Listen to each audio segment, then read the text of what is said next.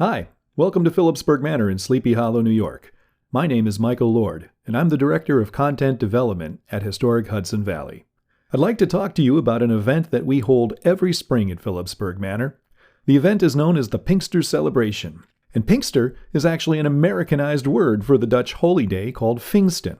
When the Dutch came into this area in the early 1600s, they brought with them their culture and their holidays.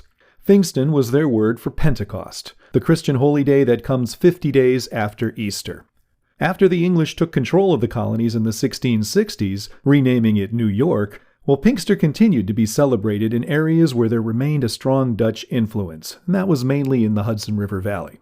But Pinkster itself began to change after the English took over. Enslaved communities began to celebrate Pinkster as a time to reunite with family and with friends. You see, like all of the 13 colonies at that time, slavery was legal in New York, and it was growing rapidly.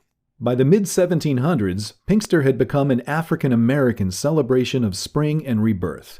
In fact, Pinkster is the oldest African-American celebration in the United States.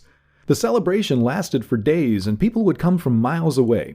Entire fields were set up with tents for vendors, and fire pits for cooking all sorts of sweet and savory snacks. There were games, competitions, dancing, singing, drinking. It was an event that the enslaved community looked forward to every year. So why is it that so many people have never heard of Pinkster? For one thing, the Common Council in Albany actually banned the event in 1811. Town leaders thought that all the parades and dancing and music was dangerous and could lead to violence. But there was no evidence that Pinkster ever led to any violence. At Historic Hudson Valley, we've been celebrating Pinkster at Philipsburg Manor since 1977. Our event is based on a few surviving records of colonial Pinkster. Guests are treated to storytellers and griots who bring their audience into the stories and talk about this celebration of spring and rebirth. Everyone is invited to march or dance in the Pinkster parade. And did I say dancing? Yeah, there's plenty of music and dancing, and wonderful traditional foods cooked on site. Now that sounds like a lot of fun, and it is. But Pinkster is also more than that. Pinkster, both then and now, is a rare opportunity to recognize and celebrate many of the African contributions to our collective American culture.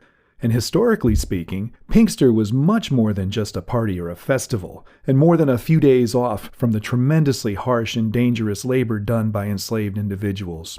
You see, Pinkster represented a very rare opportunity for families and loved ones, often separated through the violence of slavery, to find time to reunite.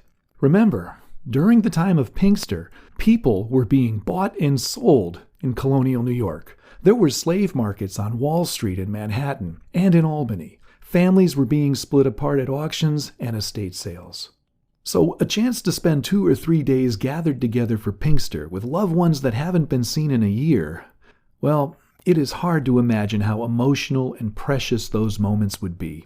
And it would be difficult to underestimate the importance that Pinkster had within the enslaved communities in colonial New York. Historic Hudson Valley has recently produced an online interactive documentary entitled People Not Property: Stories of Slavery in the Colonial North. The program is free, and you can access it through Historic Hudson Valley's website. We go into some detail on Pinkster in several short videos about community and culture because the event was so important within the enslaved community and so influential in terms of our American cultural identity. At Philipsburg Manor's Pinkster celebration, we honor the variety and the complexity of African cultures and how they have contributed to the development of a truly American culture. This is Michael Lord for Historic Hudson Valley. Thank you for taking this little journey with me. I hope to see you at our next event, and please visit our website for more information.